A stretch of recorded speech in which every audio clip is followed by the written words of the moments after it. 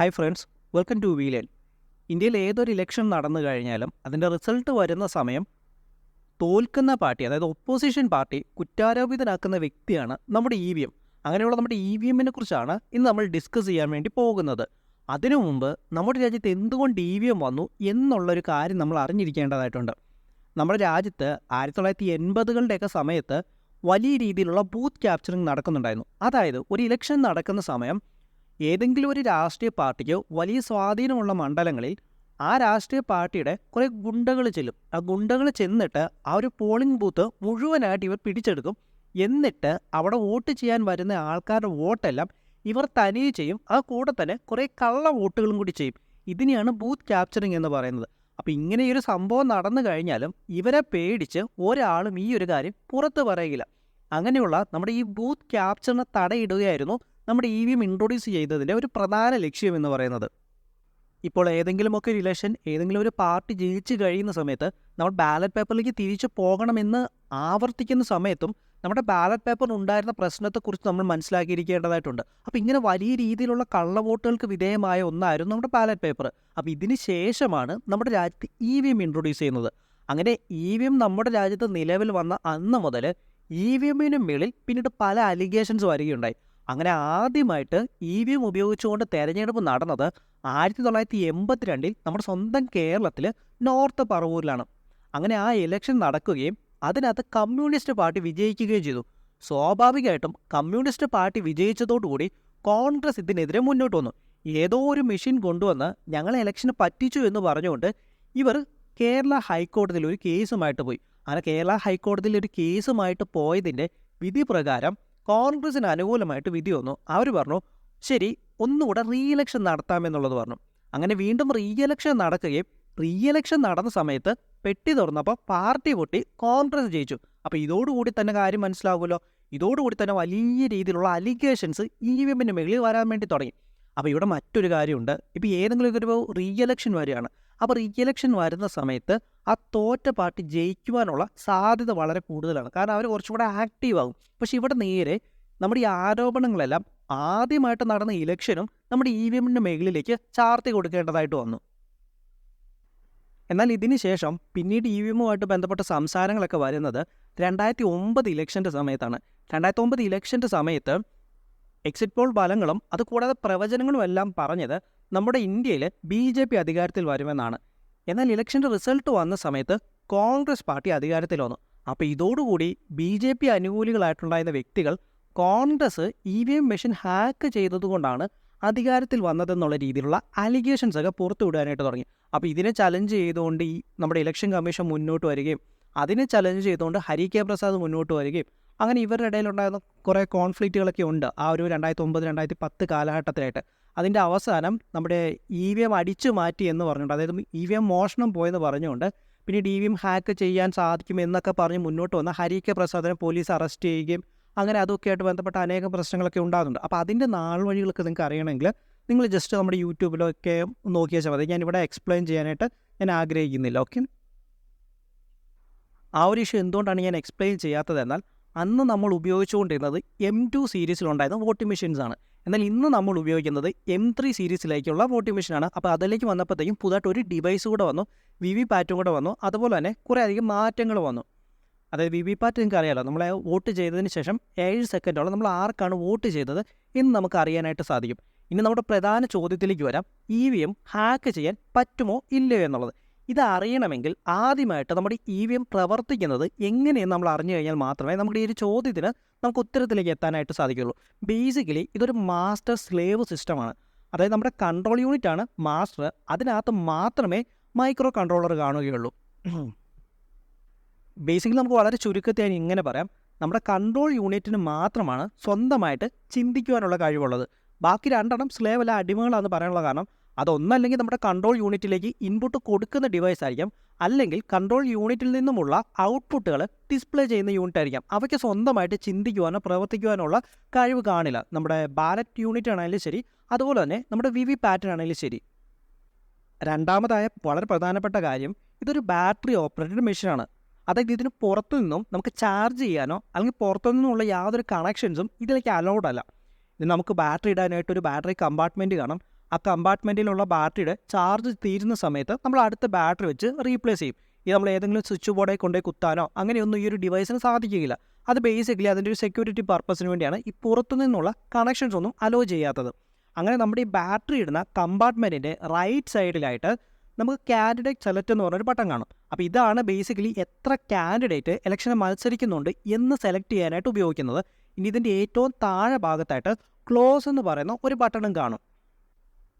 നമ്മൾ നേരത്തെ പറഞ്ഞായിരുന്നു ബൂത്ത് ക്യാപ്ചറിങ് എന്ന ഇഷ്യൂവിന് കൂടെ പരിഹാരമായിട്ടാണ് നമ്മൾ EVM നിലവിൽ കൊണ്ടുവരുന്നതെന്ന്. അങ്ങനെ EVM നിലവിൽ കൊണ്ടുവന്നതിന് ശേഷം ആരെങ്കിലും ബൂത്ത് ക്യാപ്ചർ ചെയ്യാൻ വരികയാണെങ്കിൽ ഈ ക്ലോസ് എന്ന് പറയുന്ന ബട്ടണിൽ ആ പ്രിസൈഡിങ് ഓഫീസർ ഒന്ന് പ്രസ് ചെയ്ത് കഴിഞ്ഞാൽ പിന്നെ ആര് വന്ന് എന്ത് വോട്ട് ചെയ്ത് കഴിഞ്ഞാലും ഇതിനകത്തേക്ക് അത് ഫീഡ് ആവുകയില്ല. ഇനിയിപ്പോൾ ആരെങ്കിലും ബൂത്ത് ക്യാപ്ചറിനൊന്നും വന്നില്ല എന്ന് വിചാരിക്കുക, ഇലക്ഷനൊക്കെ സാധാ നോർമലായിട്ട് നടക്കുകയാണ്.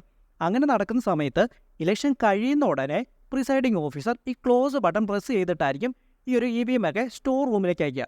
അതിന് ശേഷം അതായത് EVM ക്ലോസ് നമ്മുടെ വോട്ടിംഗ് ക്ലോസ് ചെയ്ത് ക്ലോസ് ബട്ടൺ പ്രസ് ചെയ്തതിന് ശേഷം നമ്മുടെ സ്റ്റോർ റൂമിലേക്കൊക്കെ അയക്കുന്ന സമയത്ത് പിന്നെ ആര് ഏത് ബട്ടണിൽ പിടിച്ച് ഞെക്കിയാലും ഇതിനകത്തേക്ക് വോട്ട് ഫീഡ് ആവുകയില്ല. ഇനി EVM ഹാക്ക് ചെയ്യാൻ സാധിക്കും എന്ന് അഭിപ്രായപ്പെടുന്നവരുടെ ആദ്യ വാദം EVMനുള്ളിലിരിക്കുന്ന സോഫ്റ്റ്വെയറിനെ നമ്മൾ മാറ്റിക്കഴിഞ്ഞാൽ EVM ഹാക്ക് ചെയ്യാൻ സാധിക്കുമോ ഇല്ലയോ? സാധിക്കും എന്നാണ് പലരും വിശ്വസിക്കുന്നത്. എന്നാൽ അതങ്ങനെയല്ല. നമ്മുടെ കൺട്രോൾ യൂണിറ്റിനുള്ളിലിരിക്കുന്ന മൈക്രോ കൺട്രോളിനുള്ളിലാണ് ഇതിൻ്റെ സോഫ്റ്റ്വെയർ ഇരിക്കുന്നത്. അങ്ങനെ ഇരിക്കുമ്പോൾ ആ മൈക്രോ കൺട്രോളറുമായിട്ട് ബന്ധപ്പെട്ട EEPROM നമുക്ക് ഫ്ലാഷ് ചെയ്യാൻ സാധിച്ചു കഴിഞ്ഞാൽ നമുക്ക് സോഫ്റ്റ്വെയറിൽ മാറ്റം കൊണ്ടുവരാൻ സാധിക്കുമോ? സാധിക്കുകയില്ല. കാരണം ഇത് നിങ്ങൾ വിചാരിക്കുന്ന തരത്തിലുള്ളൊരു മോഡലല്ല. നമുക്ക് പൊതുവേ ജനറൽ പർപ്പസ് മൈക്രോ കൺട്രോളർ എന്ന് പറയുന്ന ഒന്നുണ്ട്. ഇനി അത് കൂടാതെ നമുക്ക് ഫീൽഡിൽ തന്നെ മാറ്റം വരുത്താൻ സാധിക്കുന്ന FPGAയുമുണ്ട്. എന്നാൽ നമ്മുടെ EVMൽ നമ്മൾ ഉപയോഗിക്കുന്ന മൈക്രോ കൺട്രോളർ ഇതിന് വേണ്ട പ്രോഗ്രാംസ് എല്ലാം ഇതിനെ നമ്മൾ മാനുഫാക്ചർ ചെയ്യുന്ന സമയത്ത് തന്നെ ലിത്തോഗ്രഫി വെച്ച് ഫിസിക്കലി നമ്മൾ ഫാബ്രിക്കേറ്റ് ചെയ്യുകയായിരിക്കും ചെയ്യുക. അതായത് നമുക്ക് ചുരുക്കത്തിൽ ഇതിൻ്റെ ട്രാൻസിസ്റ്ററിൻ്റെ ഡിസൈനുള്ളിലാണ് ഇതിൻ്റെ സോഫ്റ്റ്വെയർ ഇരിക്കുന്നത് എന്ന് നമുക്ക് പറയാം. അതുകൊണ്ട് തന്നെ വൺസ് ഇത് ഫാബ്രിക്കേറ്റ് ചെയ്താൽ ദൈവത്തിന് പോലും പിന്നീട് ഈ സോഫ്റ്റ്വെയർ മാറ്റാനായിട്ട് സാധിക്കില്ല. കാരണം ഇത് നമ്മൾ ഇലക്ട്രോണിക്കലി അല്ല പ്രിൻ്റ് ചെയ്യുന്നത്, നമ്മളിത് പ്രിൻ്റ് ചെയ്യുന്നത് ഫിസിക്കലിയാണ്. നിങ്ങൾ വിശ്വസിച്ചാലും ഇല്ലെങ്കിലും സത്യം ഇതാണ്. ടെക്നിക്കലി വൺസ് ഫാബ്രിക്കേറ്റ് ചെയ്ത് കഴിഞ്ഞാൽ പിന്നീട് നമുക്ക് ആ സോഫ്റ്റ്വെയർ മാറ്റാനായിട്ട് സാധിക്കില്ല. നമുക്ക് മാറ്റാനായിട്ട് സാധിക്കുന്നത് നമ്മൾ ഇലക്ട്രോണിക്കലി പ്രിൻ്റ് ചെയ്യുന്ന സോഫ്റ്റ്വെയർ ആണ്. നമ്മൾ ഫിസിക്കലി പ്രിൻ്റ് ചെയ്യുന്ന സോഫ്റ്റ്വെയർസ് അല്ല നമുക്ക് മാറ്റാനായിട്ട് സാധിക്കുന്നത്. ഇനി ഇത് കൂടാതെ UDAM എന്ന് പറയുന്ന ഒരു സേഫ്റ്റി ഫീച്ചർ കൂടെ നമ്മുടെ EVMലുണ്ട്. അതായത് അൺഓതറൈസ്ഡ് ആക്സസ് ഡിറ്റക്ഷൻ മോഡ്യൂൾ. അതായത് നമ്മുടെ EEPROMനെ എന്തെങ്കിലും ഒരു ചേഞ്ച് കൊണ്ടുവരാൻ ആരെങ്കിലും നോക്കിക്കഴിഞ്ഞാൽ അത് നമുക്ക് കൺട്രോളർക്ക് മനസ്സിലാകും. അത് ഈസി ആയിട്ട് കണ്ടുപിടിക്കുകയും ചെയ്യും. ഇത് കൂടാതെ തന്നെ നമ്മുടെ വോട്ട് ചെയ്യുന്ന സമയത്ത് ആ വോട്ട് ചെയ്യുന്നതിന് ടൈമും ഡേറ്റ് സ്റ്റാമ്പും കാണും. ഇപ്പോൾ ഈ നമ്മുടെ വോട്ടിങ്ങിൻ്റെ ഒരു പർട്ടിക്കുലർ ടൈം കാണുമല്ലോ, ആ ടൈം കഴിഞ്ഞ് നമ്മുടെ ഇലക്ഷൻ ക്ലോസ് ചെയ്ത് കഴിഞ്ഞ് പിന്നീട് ആരെങ്കിലും വോട്ട് ചെയ്ത് കഴിഞ്ഞാൽ അതിൻ്റെ ടൈമും ഡേറ്റ് സ്റ്റാമ്പും ഡിഫറൻ്റ് ആയിരിക്കും. അപ്പോൾ നമ്മുടെ കൺട്രോളർ തന്നെ ഇതിനൊരു മലീഷ്യസ് സീക്വൻസ് ആയിട്ട് തിരിച്ചറിയാൻ സാധിക്കും. ഇനി അടുത്തൊരു ഡൗട്ടാണ്, ഇതിനകത്ത് എന്തെങ്കിലും ഒരു എക്സ്ട്രാ ഡിവൈസ് വെച്ച് നമുക്കിതിനെ ഹാക്ക് ചെയ്യാനായിട്ട് സാധിക്കുമോ? EVM ഓൺ ആകുന്ന സമയത്ത് തന്നെ ഇതിനൊരു സെൽഫ് ഡയഗ്നോസ്റ്റിക് സിസ്റ്റം ഉണ്ട്. നമ്മുടെ ഡിവൈസ് ഓൺ ആകുന്ന സമയത്ത് ഇത് നമ്മൾ പരസ്പരം ഒരു ഹാൻഡ് ഷേക്ക് നൽകുന്നുണ്ട്. ആ ഹാൻഡ് ഷേക്ക് നൽകുന്ന സമയത്ത് അത് ഒതൻറ്റിക് ആയിട്ട് ഇരുന്ന് കഴിഞ്ഞാൽ മാത്രമേ നമ്മുടെ ഈ ഒരു സിസ്റ്റം വർക്ക് ചെയ്യത്തുള്ളൂ. ചുരുക്കത്തിൽ എന്തെങ്കിലും ഒരു ഡിഫറൻസ് വന്നു കഴിഞ്ഞാൽ, ഒരു മാറ്റം വന്നു കഴിഞ്ഞാൽ നമ്മുടെ കൺട്രോൾ യൂണിറ്റ് അതിനെ ഓട്ടോമാറ്റിക്കലി മനസ്സിലാക്കുവാനായിട്ട് സാധിക്കും. ഇനി പലരും തമാശ എന്നുള്ള രീതിയിൽ പലരും ചോദിക്കുകയാണ്, നമ്മുടെ ഇലക്ഷൻ കമ്മീഷനെ ഇതിൻ്റെ സോഫ്റ്റ്വെയർ മാറ്റാൻ നോക്കിക്കഴിഞ്ഞാലോ? ചുരുക്കത്തിൽ ഞാൻ നേരത്തെ പറഞ്ഞ പോലെ ടെക്നിക്കലി നമ്മുടെ ഈ ഇലക്ഷൻ കമ്മീഷനൊക്കെ പറയുന്നത് പോലെ തന്നെ ടെക്നിക്കലി ഇതൊരു ഫാബ്രിക്കേറ്റ് ചെയ്ത് വരുന്ന ചിപ്പാണ്. നമ്മൾ ഇലക്ട്രോണിക്കലി പ്രോഗ്രാം ചെയ്യുന്ന ചിപ്പല്ല. അപ്പോൾ അതുകൊണ്ട് തന്നെ നമ്മുടെ ഇലക്ഷൻ കമ്മീഷൻ കൂടെ വിചാരിച്ചു കഴിഞ്ഞാലും നമ്മുടെ EVMൽ ഒരു മാറ്റവും കൊണ്ടുവരാനായിട്ട് സാധിക്കില്ല. കാരണം എന്താണ്? കാരണം ഇത് ഫിസിക്കലി ഫാബ്രിക്കേറ്റ് ചെയ്തെടുക്കുന്ന ചിപ്പാണ്, നമ്മൾ ഇലക്ട്രോണിക്കലി പ്രിൻ്റ് ചെയ്തെടുക്കുന്ന ചിപ്പല്ല. അതുകൊണ്ട് തന്നെ ഇലക്ഷൻ കമ്മീഷനെ വിചാരിച്ചു കഴിഞ്ഞാലും ഇതിൽ മാറ്റമൊന്നും കൊണ്ടുവരാനായിട്ട് സാധിക്കുകയില്ല എന്നുള്ളതാണ് യാഥാർത്ഥ്യം. അപ്പോൾ ചുരുക്കത്തിൽ നമ്മുടെ ചോദ്യം ഇതാണ്, നമ്മുടെ EVM ഹാക്ക് ചെയ്യാൻ സാധിക്കുമോ? നമ്മുടെ ഇലക്ഷൻ കമ്മീഷൻ പറയുന്നത് പോലെ, നമുക്ക് അവൈലബിൾ ആയിട്ടുള്ള സോഴ്സസ് പറയുന്നത് പോലെയാണ് നമ്മുടെ EVM എങ്കിൽ നമ്മുടെ EVM നമുക്ക് ഒരിക്കലും ആർക്കും ഹാക്ക് ചെയ്യാനായിട്ട് സാധിക്കില്ല. പിന്നെ നമുക്കിപ്പോൾ ഒരു കാര്യം ഞാൻ പറയാം, നമ്മുടെ കയ്യിലുള്ളൊരു മൊബൈൽ ഫോൺ ഉണ്ടെന്ന് വിചാരിക്കുക, അത് മറ്റൊരാൾക്ക് കൊടുത്തു വിട്ടിട്ട് അയാൾക്ക് ആക്സസ് കൊടുക്കുന്നതിന് നമുക്ക് ഹാക്കിംഗ് എന്ന് പറയാനായിട്ട് സാധിക്കില്ല. അപ്പോൾ അതുപോലെ തന്നെ EVMൻ്റെ കാര്യത്തിൽ പറഞ്ഞാൽ EVM നമ്മുടെ വളരെ സേഫ് ആയിട്ടുള്ള രീതിയിൽ യൂസ് ചെയ്ത് കഴിഞ്ഞാൽ ഒരാൾക്ക് നമുക്ക് EVM പുറത്തുനിന്ന് വന്ന് ഹാക്ക് ചെയ്യാനായിട്ട് സാധിക്കില്ല. അത് ഇത്രയധികം സെക്യൂരിറ്റി മെഷേഴ്സ് ഉണ്ട്. പുറത്തുനിന്ന് നമുക്കൊരു ഡിവൈസ് കണക്ട് ചെയ്യാനായിട്ട് സാധിക്കുകയില്ല. അതുപോലെ തന്നെ EVMനകത്ത് ടൈം സ്റ്റാമ്പുകളുണ്ട്. ഇലക്ഷൻ ക്ലോസ് ആയി കഴിഞ്ഞ് വന്നു കഴിഞ്ഞാലുള്ളതിനെല്ലാം അത് മലീഷ്യസ് സീക്വൻസ് ആയിട്ട് അത് തന്നെ ഡിറ്റക്റ്റ് ചെയ്യും. ഇനി അതുകൂടാതെ ഇതിനുള്ളിലുള്ള സോഫ്റ്റ്വെയർസ്, ഇതിനകത്തുള്ള സോഫ്റ്റ്വെയർസ് മാറ്റി കഴിഞ്ഞാലാണ് ബേസിക്കലി ഹാക്കിംഗ് എന്ന് പറയാൻ പറ്റുക. അങ്ങനെയുള്ള സോഫ്റ്റ്വെയർസ് മാറ്റാൻ പറ്റും. സോഫ്റ്റ്വെയർസ് നമുക്ക് മാറ്റാനേ സാധിക്കില്ല. കാരണം ഞാൻ പറഞ്ഞതുപോലെ തന്നെ ഇത് നമ്മൾ ഫിസിക്കലി പ്രിൻറ്റ് ചെയ്ത് വരുന്നതാണ്. നമ്മൾ ഒരിക്കലും ഇലക്ട്രോണിക്കലി നമ്മൾ പ്രിൻറ്റ് ചെയ്യുന്നതല്ല. അതുകൊണ്ട് തന്നെ ദൈവം വിചാരിച്ചു കഴിഞ്ഞാൽ കൂടെ ആ ഫിസിക്കലി പ്രിൻറ്റ് ചെയ്തിട്ടുള്ള സോഫ്റ്റ്വെയർ നമുക്ക് മാറ്റാനായിട്ട് സാധിക്കുകയില്ല എന്നുള്ളതാണ് റിയാലിറ്റി. ഇനി അറ്റ് ദ സെയിം ഡേ തന്നെ ഇപ്പോൾ ബാലറ്റ് പേപ്പറിലേക്ക് തിരിച്ചു പോകണം എന്ന് നമ്മൾ പറയത്തില്ലേ. അപ്പോൾ നിങ്ങൾ ബാലറ്റ് പേപ്പർ എത്ര ശതമാനം അത് റിലയബിൾ ആണെന്ന് ചിന്തിച്ചിട്ടുണ്ടോ? ആർക്ക് വേണേലും ഒരു ബൂത്ത് ക്യാപ്ചറിങ് ചെയ്യുന്ന സമയത്ത് ഏത് പാർട്ടിക്കും വളരെ ഈസി ആയിട്ട് നമുക്ക് തെറ്റായിട്ടുള്ള പ്രവണതകൾ ഇൻട്രൊഡ്യൂസ് ചെയ്യാൻ സാധിക്കുന്ന ഒന്നാണ് നമ്മുടെ ബാലറ്റ് പേപ്പർ. അങ്ങനെയുള്ള ബാലറ്റ് പേപ്പറിനെക്കാളും സേഫ് ആണ് എന്ന് ഞാൻ വിശ്വസിക്കുന്നത് നമ്മുടെ EVM തന്നെയാണ്. അപ്പോൾ ഇതോടുകൂടി ഈ ഒരു വീഡിയോ ഞാൻ കൺക്ലൂഡ് ചെയ്യാണ്. ബേസിക്കലി നമ്മളിപ്പം ഞാൻ പറഞ്ഞല്ലോ 2009 കോൺഗ്രസ് ജയിച്ച സമയത്ത് നമ്മൾ BJPക്കാർ EVMനെ കുറ്റം പറഞ്ഞു.